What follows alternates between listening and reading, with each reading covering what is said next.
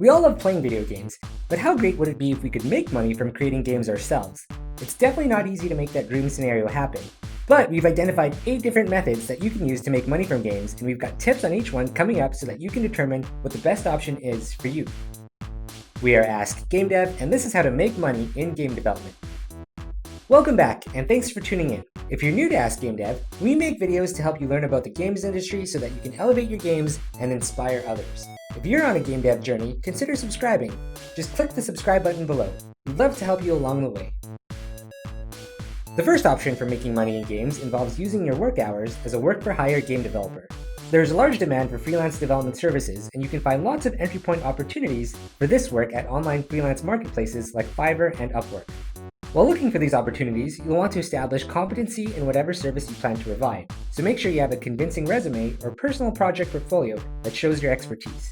Consider what other freelancers in your discipline are charging for their services and set your pricing accordingly.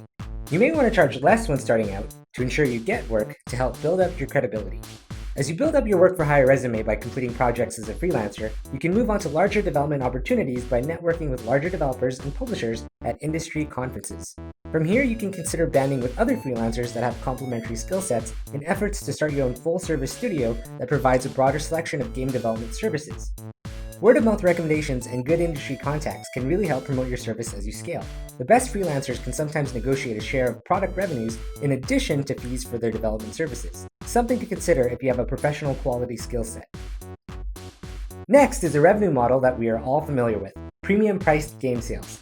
This is where the user pays once upfront for the title and gets access to the full game. PC and console games still use this premium pricing as their primary method of monetization. This model can be good for making revenue quickly, as most premium titles receive most of the revenue on day 1 of release when their audience is clamoring for the game.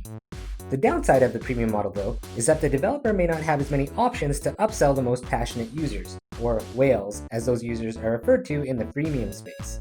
Be very careful when implementing a premium model that is coupled with additional monetization or advertisement features in-game, as gamers have reacted negatively to such offerings in the past. Audiences generally expect all content to be unlocked and available after paying upfront. The alternative of the premium-priced game revenue model is the increasingly popular freemium monetization model. Freemium is the dominant pricing model in mobile gaming, and users can typically access the base game for free, but must pay for additional game options through in-app purchases. Freemium developers spend much of their development time putting together systems to convert users to paying customers.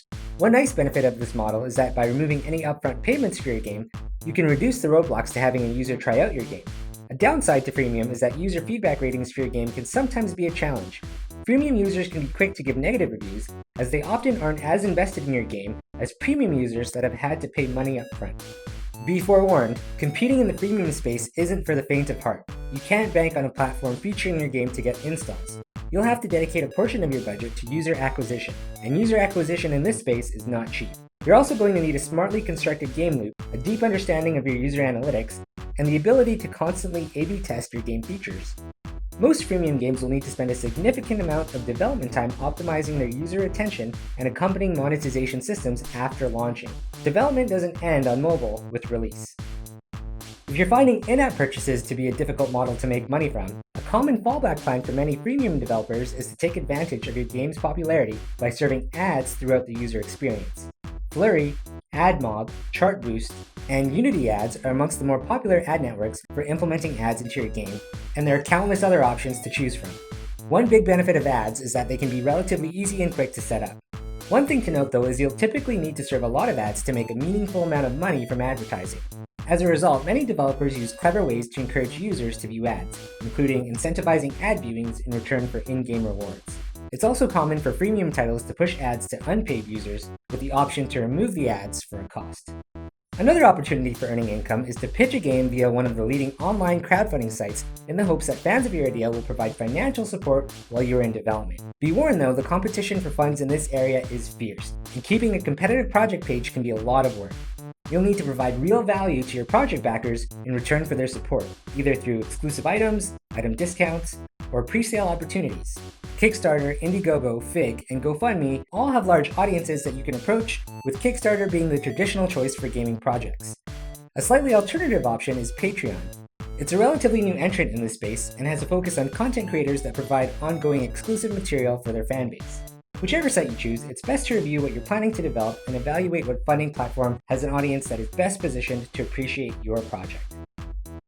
Another option for making money is through pre-sales of your premium-priced game. Pre-sales involve letting passionate users purchase the game before it's ready for release, and in return they receive an additional bonus for paying in advance. DLC or other exclusive game content are popular incentives rewarding pre-sale purchases.